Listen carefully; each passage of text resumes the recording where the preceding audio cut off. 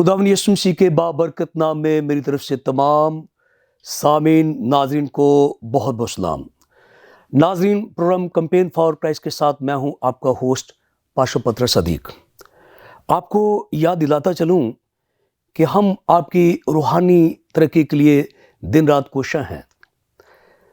बदलते औकात और ज़ुबानों के साथ साथ आज कलाम मुक़द्दस में बहुत सारी आदम दिलचस्पी ज़ाहिर की जा रही है। लोग दिलचस्पी से खुदा का कलाम ना सुनते हैं ना पढ़ते हैं, लेकिन हमारी दुआ भी है, काविश भी है कि आप ज़्यादा से ज़्यादा खुदा के कलाम को सुने, समझें और बरकत पाएँ।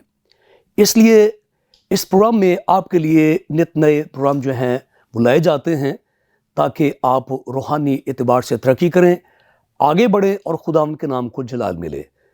तो आज हम बात करेंगे बरगज़ीदा लोगों के लिए भलाई के ज़राए, किस तरह से खुदा अपने मुक़द्दस लोगों के लिए भलाई पैदा करता है। वो हालात जो हम पसंद नहीं करते, हमें अच्छे नहीं लगते, हमारी फितरत और सोच के ख़िलाफ़ होते हैं, खुदा उनमें से भी भलाई पैदा कर लेता है। इस पर हम बात करेंगे, लेकिन इससे पहले कि हम इसके ताल्लुक़ से सीखें, मैं चाहूँगा कि आज जो हमारे मेहमान हैं जिन्होंने हमें ज्वाइन किया है ताकि हमें सिखाएं, उनका तारुफ कराना मैं मुनासिब समझता हूँ। तो आज के हमारे मेहमान हैं जनाब अंजम शहजाद साहब, जो कि LBI में प्रिंसिपल हैं और खुदा उनके कलाम की खिदमत सर अंजाम दे रहे हैं। तो भाई जी, मैं आपको प्रोग्राम में खुश आमदीद कहता हूँ। तो इसी तरह आज के हमारे अगले मेहमान हैं जनाब पास्टर आसिफ रियाज साहब, जिनका ताल्लुक़ दी बाइबल चर्च रावलपिंडी से है और उन्होंने हमें ज्वाइन किया है और कैंपेन करेंगे और हमारे नाज़रीन को सिखाएंगे कि किस तरह सब चीज़ें मिलकर हमारे लिए भलाई पैदा करती हैं। तो पास्टर साहब, मैं आपको प्रोग्राम में खुश आमदीद कहता हूँ। तो आज के हमारे अगले मेहमान हैं जनाब पास्टर इरफान शेर साहब, जिनका ताल्लुक़ प्रेस्बिटेरियन चर्च गुजरांवाला से है और उन्होंने ज्वाइन किया ताकि हमें सिखाएं कि किस तरह सब चीज़ें मिलकर खुदा से मोहब्बत रखने वालों के लिए भलाई पैदा करती हैं। तो पास्टर साहब, मैं आपको प्रोग्राम में खुश आमदीद कहता हूँ। Thank you so much. तो इसी तरह आज के हमारे अगले मेहमान हैं जनाब भाई अदिल शौकत साहब, जिनका ताल्लुक़ बैतल चर्च शिखुबरा से है और उन्होंने हमें ज्वाइन किया है ताकि खुदा के कलाम में से हमारी रहनुमाई करें, हमारे नाज़रीन को सिखाएं। तो भाई जी, मैं आपको प्रोग्राम में खुश आमदीद कहता हूँ। तो नाज़रीन, ये तो हमारे मेहमानों का तारुफ जिन्होंने हमें ज्वाइन किया ताकि मिलकर आज कैंपेन करें, हमारे नाज़रीन को बताएं कि किस तरह सब चीज़ें मिलकर हमारे लिए भलाई पैदा करती हैं। लेकिन इससे पहले कि हम इस पर कोई बात करें, कलाम मुक़द्दस में से हम तलावत करेंगे। तो आज की हमारी मरकज़ी आयत मुक़द्दसा रोमियो के नाम ख़त उसका 8वां बाब उसकी 28वीं आयत मुक़द्दसा हम तलावत करेंगे और मैं दरख्वास्त करूँगा जनाब भाई अदील साहब से कि तलावत में हमारी रहनुमाई करें। जी, कलाम मुक़द्दस में लिखा, और हमको मालूम है कि सब चीज़ें मिलकर खुदा से मोहब्बत रखने वालों के लिए भलाई पैदा करती हैं, यानी उनके लिए जो खुदा के इरादा के मुवाफिक बुलाए गए। आमीन। खुदा के मुक़द्दस कलाम का पढ़ा जना हमारी बरकत का सबब ठहरे। आइए अपने सरों को झुकाएं, अपनी आंखें बंद करें और दुआ मांगें। मैं गुजारिश करूंगा जनाब पास्टर आसिफ रियाज साहब से कि दुआ में हमारी रहनुमाई करें। इब्राहिम, इसहाक, याकूब के ज़िंदा खुदा मसीह यीशु में हमारे आसमानी बाप, हम सब मिलकर तेरी शुक्रगुजारी करते हैं और तुझे जलाल देते हैं और खुदावंद इस बात का इकरार करते हैं कि तू बुलंद वाला है, तो भी तू खाकसार का ख्याल रखता है। खुदावंद, आज इस प्रोग्राम के लिए हम तेरी पाक हजूरी में झुकते हैं और ख़ास कर जो कलाम का हिस्सा पढ़ा गया है खुदावंद, उसके लिए भी हम तेरी पाक हजूरी में आते हैं। खुदावंद, तू हमें हिकमत, अकल, दानाई और फ़हम अता कर ताकि खुदावंद तेरे कलाम के भेदों को खुदावंद हम दूसरे लोगों तक पहुंचा सकें खुदावंद, और नहायत ही संजीदगी के साथ खुदावंद इसको बयान कर सकें। ये सब कुछ मांगते हैं मसीह हमारे खुदावंद के वसीला से, आमीन।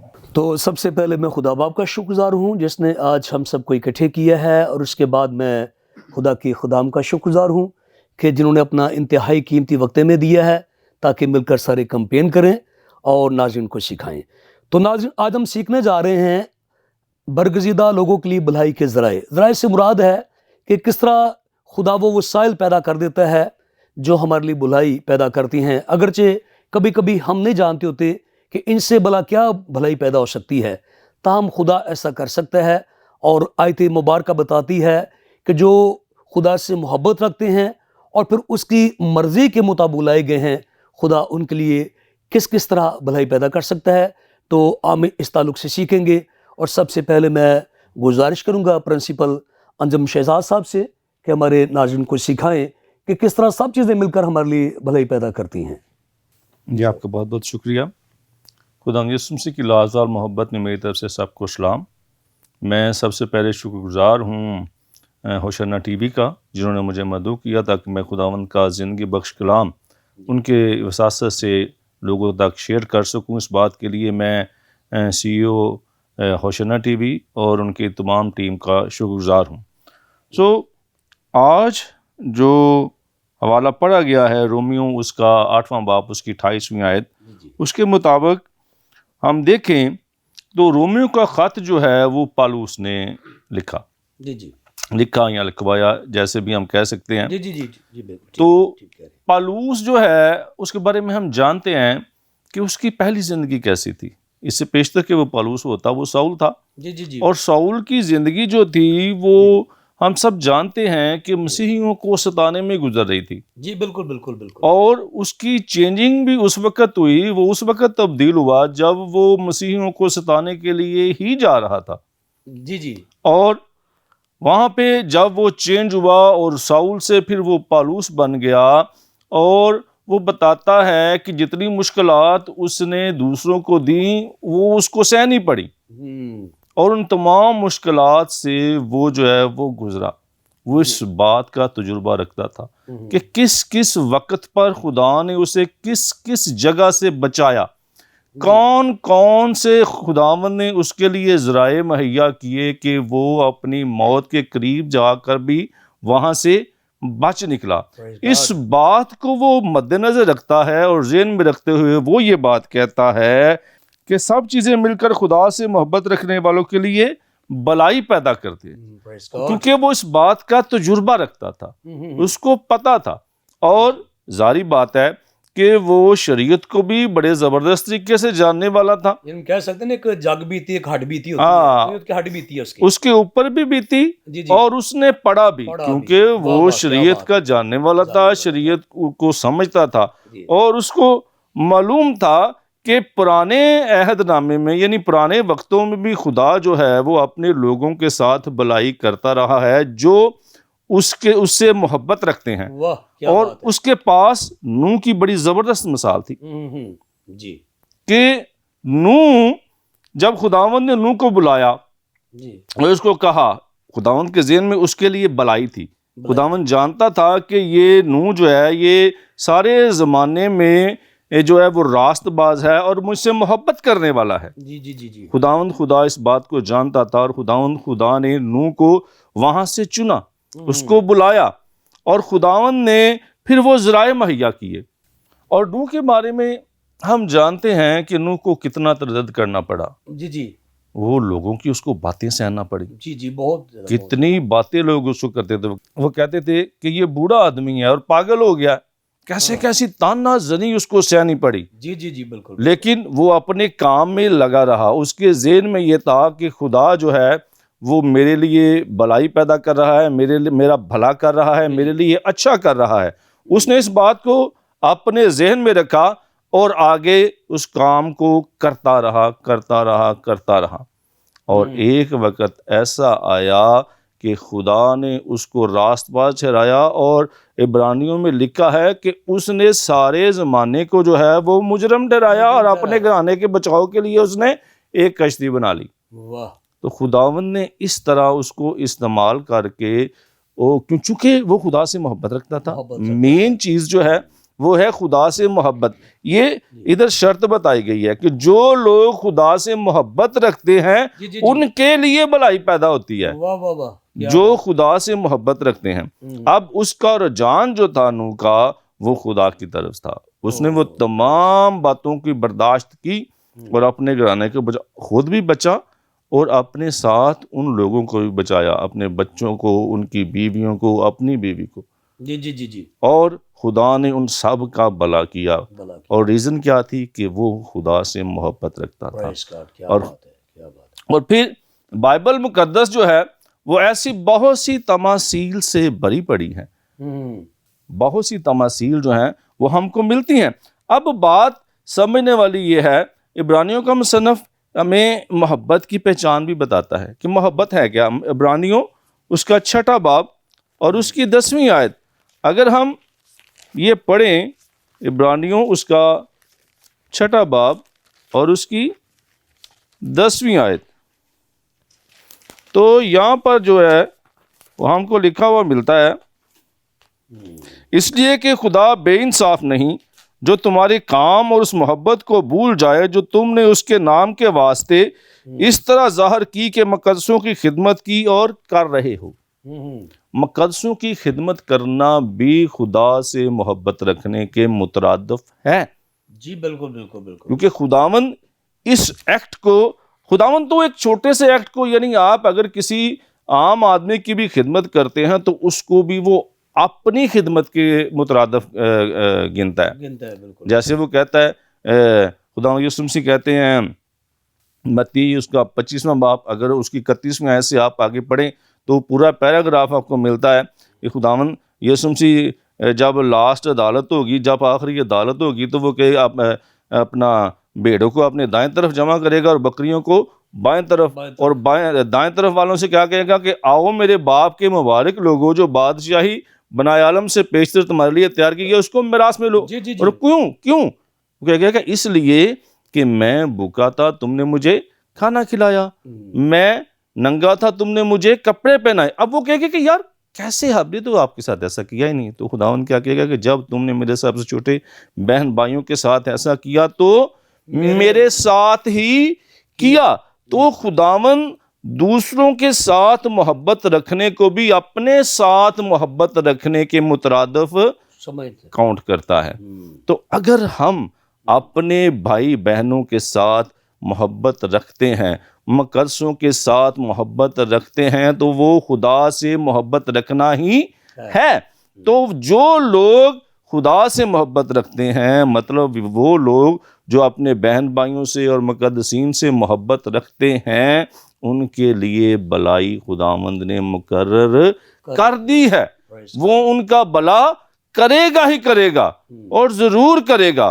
اور وہ بھلائی ہمیں ملتی ہے، جیسے اس کی بہت ساری اقسام ہیں، کیسے خداوند انسان کا بھلا کرے گا۔ خروج اس کا 20واں باب اس کی 6 آیت آپ دیکھ رہے، وہاں پہ لکھا کہ خدا جو اس سے محبت رکھتے ہیں ان پر رحم کرے گا۔ جیسے خدا ان لوگوں سے رحم کے ساتھ پیش آئے گا جو خدا سے محبت رکھتے ہیں، تو خدا سے محبت رکھنا کیا ہے کہ انسانوں سے محبت رکھنا، جی بالکل، خدا کے لوگوں سے محبت رکھنا، یہ ہے خدا سے محبت رکھنا۔ تو جو لوگ وہ خدا سے محبت رکھتے ہیں، خدا کے لوگوں سے محبت رکھتے ہیں، خدا ان پر سب سے پہلے نمبر پر کیا کرتا ہے کہ ان پر رحم کرتا ہے۔ خروج اس کا 20واں باب اور اس کی 6 آیت، اور پھر دوسرے نمبر پر استثنا اس کا 7واں باب اس کی 9ویں آیت میں وہ کہتا ہے کہ جو لوگ مجھ سے محبت رکھتے ہیں میں اپنا عہد ان کے ساتھ قائم رکھوں گا۔ واہ کیا بات، خداوند ان کے ساتھ اپنا عہد جو ہے وہ قائم رکھے گا۔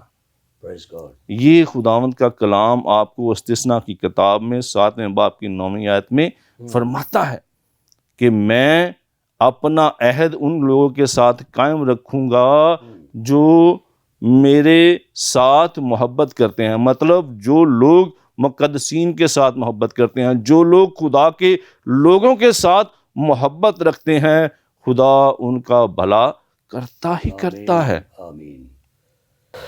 جی شکریہ بھائی جی، خداوند آپ کو اپنے جلال کے لیے کثرت سے استعمال کرے۔ جس طرح آپ بائبل کالج میں خدمات سر انجام دے رہے ہیں، میری دعا ہے کہ آپ اور بھی زیادہ کثرت سے استعمال ہوں۔ تو ناظرین، خدا کے خادم نے جو بائبل کے استاد ہیں ہمیں وہ بیک گراؤنڈ پس منظر بتایا کہ پالوس رسول کس طرح سے اس آیت مقدسہ کو لکھتا ہے۔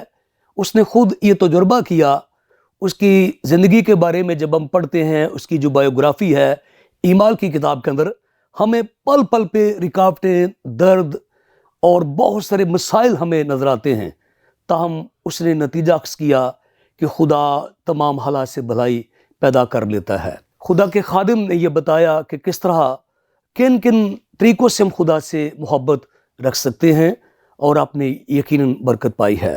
ہم بات کریں گے کہ برگزیدہ لوگوں کے لیے بھلائی کے ذرائع خدا کس کس طریقے سے پیدا کر دیتا ہے، آیت مبارکہ کو سامنے رکھتے ہوئے کہ خداوند سے محبت رکھنے والوں کے لیے تمام چیزیں مل کر آخر بھلائی پیدا کرتی ہیں۔ ہم سیکھیں گے، اور میں گزارش کروں گا جناب پاسٹر آصف ریاض صاحب سے کہ ہمارے ناظرین کو سکھائیں۔ جی بادی صاحب۔ جی بہت بہت شکریہ آپ کا، اور میں سب سے پہلے خدا باپ، خدا بیٹے، خدا روح القدس کا شکر گزار ہوں، اور اس کے بعد ہوشانہ ٹیلی ویژن کا، ان کی ساری ٹیم کا شکر گزار ہوں، جنہوں نے یہاں پر مجھے مدعو کیا تاکہ خدا کے کلام کی خدمت کو ہوشانہ ٹی وی کے وسیلہ سے دوسرے لوگوں تک پہنچایا جا سکے۔ بات ہم کر رہے ہیں خدا کی محبت اور برگزیدوں کی بھلائی کے بارے میں۔ جی بالکل۔ خداوند کے کلام کے اندر لکھا ہے کہ ہم کو معلوم ہے کہ سب چیزیں مل کر خدا سے محبت رکھنے والوں، تو اس میں جو سب سے مین چیز، سب سے بیسک چیز ہے، وہ ہے خدا سے محبت رکھنا۔ سب سے پہلی بات تو یہ ہے کہ ہمیں خدا کی محبت کو سمجھنا ہے۔